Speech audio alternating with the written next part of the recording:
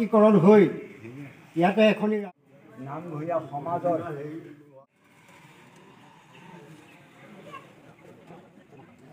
কাৰ্যসূচী হ'ল এক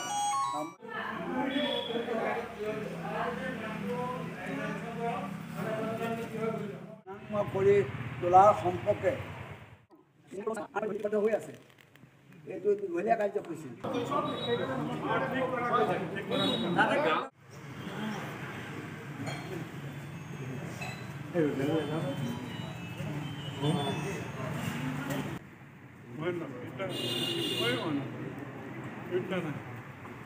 আজি সদৌ অসম নামঘৰীয়া সমাজৰ হৈ খেৰাজখান আঞ্চলিক আৰু বিহপিয়া সমষ্টিৰ হৈ আজি ইয়াত 85জন নামঘৰীয়াই আৰু মন্দিৰৰ পূজাৰীয়ে ইয়াতে যোগদান কৰি আমাৰ সভাস্থলীত উপস্থিত আছে আৰু তেখেতলোকে বক্তব্যৰ মতে আমাক চৰকাৰৰ পৰা কিবা এটা অনুদান দিব লাগে বুলি আজি সভাত সিদ্ধান্ত কৰা হয়।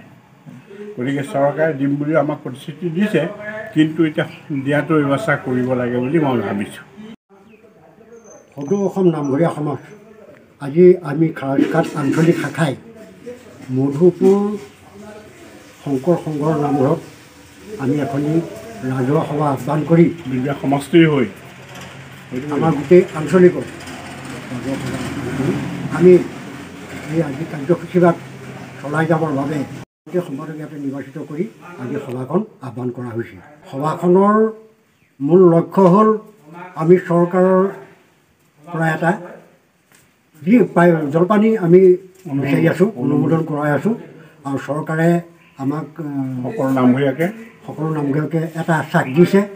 সেইলৈ আমি সেই চৰকাৰৰ যিখিনি নীতি নিয়ম, যিখিনি আমাক ডকুমেণ্টছ লাগিব, সেইখিনিকে লৈ সকলো নামঘৰীয়াই জানিব পৰাকৈ আমি আজি এই সভাখন আহ্বান কৰা হৈছে।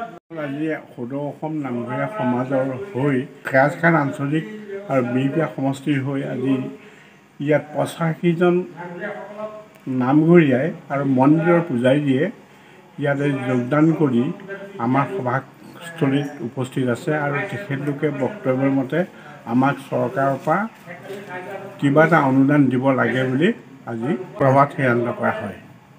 গতিকে চৰকাৰে দিম বুলিও আমাক প্ৰতিশ্ৰুতি দিছে, কিন্তু এতিয়া দিয়াটো ব্যৱস্থা কৰিব লাগে বুলি মই ভাবিছোঁ।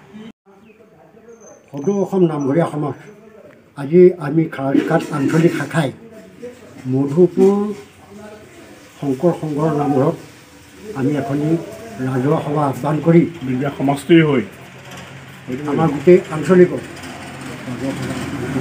আমি এই আজি কাৰ্যসূচীভাগ চলাই যাবৰ বাবে গোটেই সম্পাদক ইয়াতে নিৰ্বাচিত কৰি আজি সভাখন আহ্বান কৰা হৈছে।